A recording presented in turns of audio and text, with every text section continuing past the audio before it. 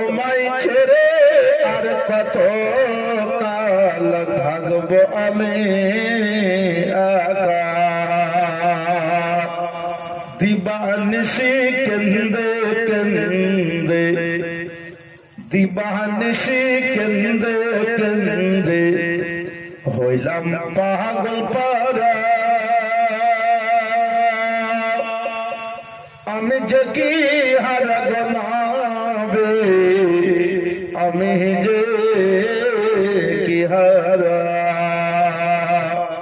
শোনো রে আকাশ শোনো রে বাতাস শোনো রে আকাশ শোনো রে বাতাস হারালি মোর নবীকে কোথায় গেলে পাবো আমি দয়ার নূরের নবীকে বাঁচতে যদি না পারা যায় বাঁচতে যদি না পারা যায় বেলাল ভালোবাসা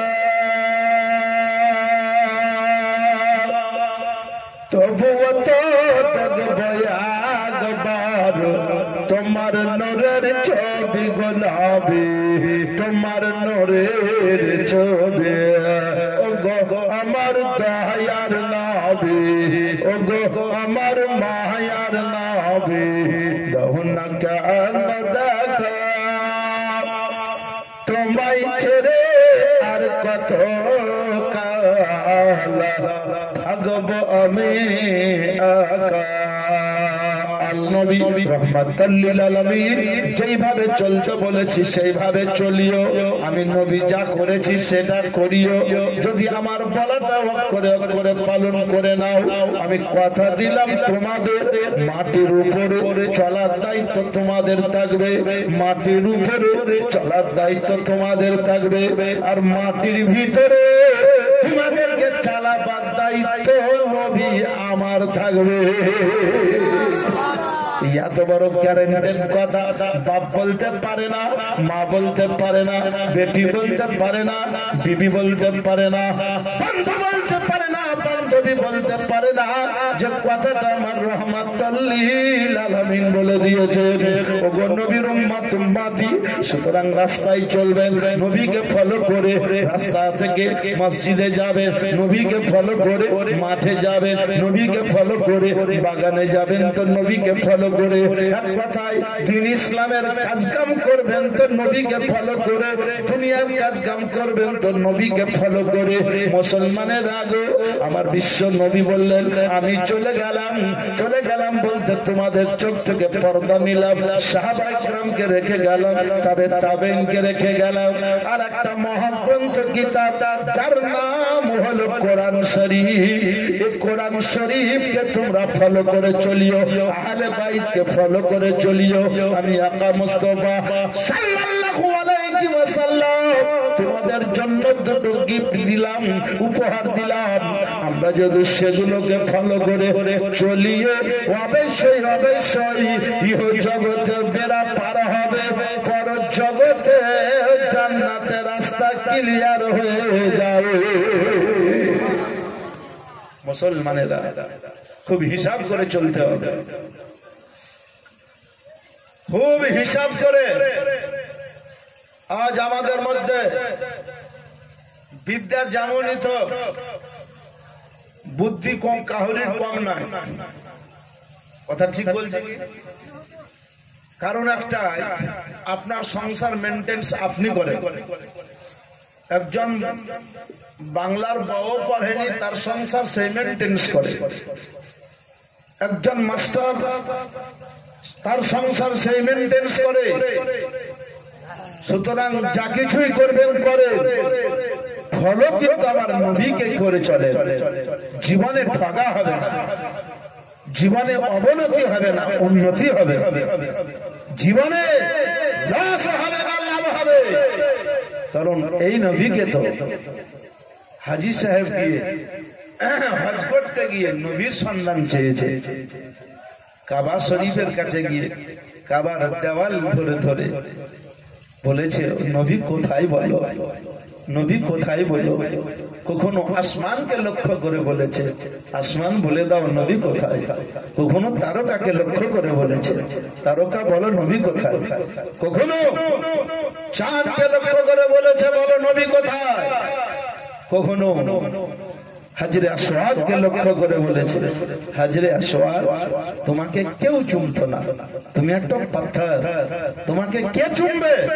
পাথর কি চুমার জিনিস না, কিন্তু এই জন্যই চুমতেছি যে তোমাকে আমার মুস্তাফা চুমেছে। ও হাজরে আসওয়াদ তোমাকে আমার নবী চুমেছেন, এই জন্য আমি চুমতেছি। একবার বলো না আমার নবী কোথায়? লক্ষ্য করে কবি বলতে লাগলো কি জানেন? ও গো চাঁদ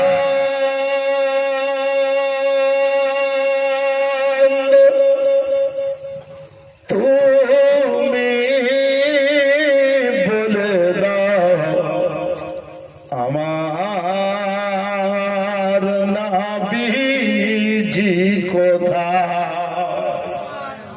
জোরে বলতে হবে। ও গো চাঁদ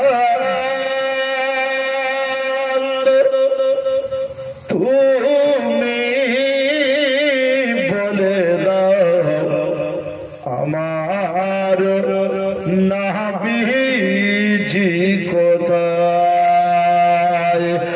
ও গো চাঁদ তুমি বলে দাও আমার নবীজি কোথায়?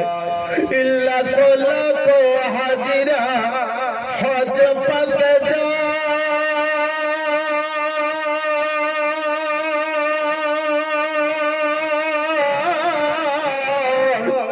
কাবাকে জড়িয়ে তারা নবীর কথা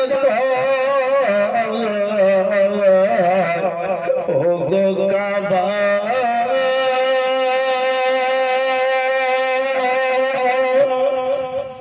ও গো কাবা তুমি বলে দাও আমার নবীজি কোথায়? ও গো কাবা তুমি বলে দাও আমার নবীজি কোথায়? ও গো চাঁদ তুমি বলে দাও আমার নবীজি কোথায়? আকাশের তারকারা মিঠে মিঠে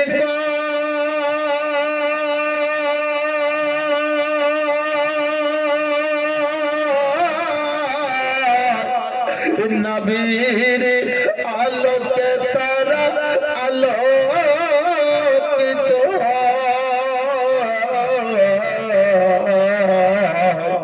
ও গো তারা ও গো তারা তুমি বলে দাও আমার নবীজি কোথায়? ও গো চাঁদ তুমি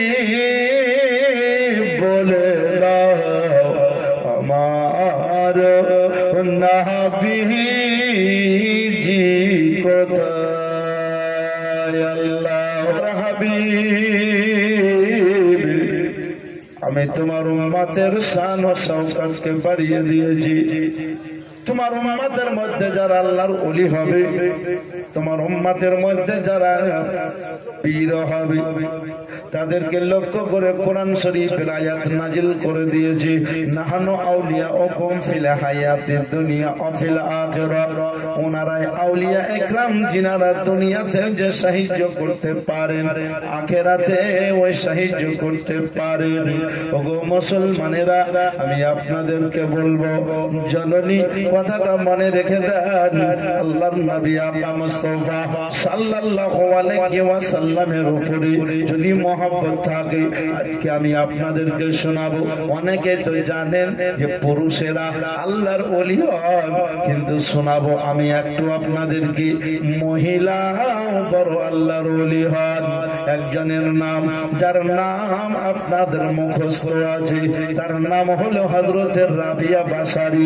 বিচক্ষণ একজন আল্লাহর আবিদা, যেই রাবিয়া বাসারীর আব্বার নাম হযরতে ইসমাইল রহমাতুল্লাহ আলাইহি, যার মায়ের নাম হযরতে সাইয়্যিদা মাইফুন।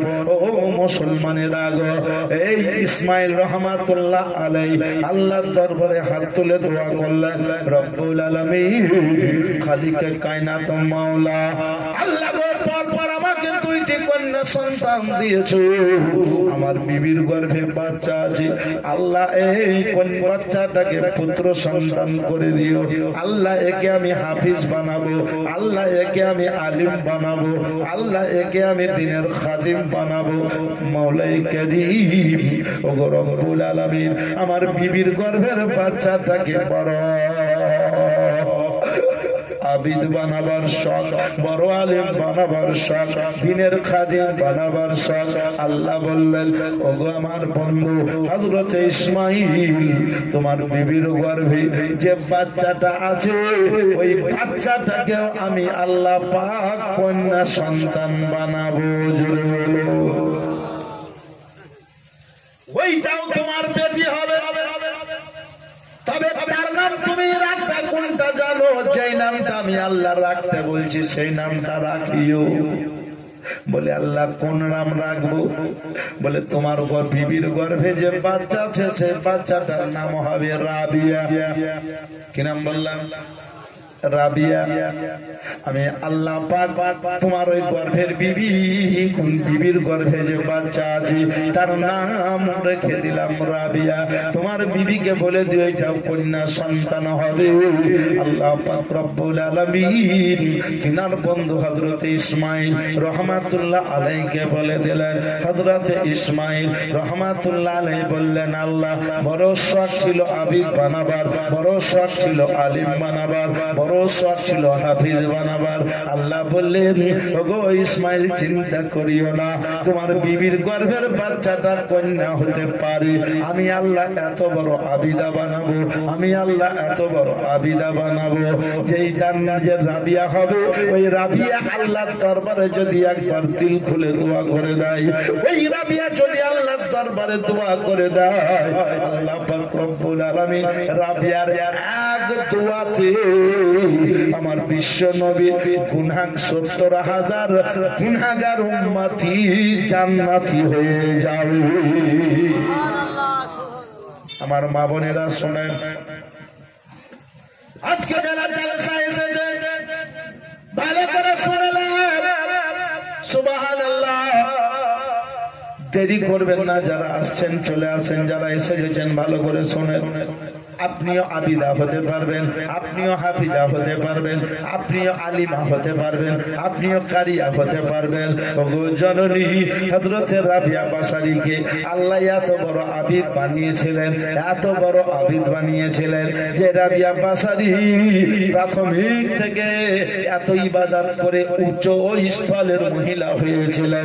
রাবিয়া বাসারী একদিন বসে আছে, একজন আল্লাহ ওয়ালা বললেন, ও রাবিয়া শোনো শোনো, চলো দেখি তুমি বলো বড় আল্লাহর আবিদা। ও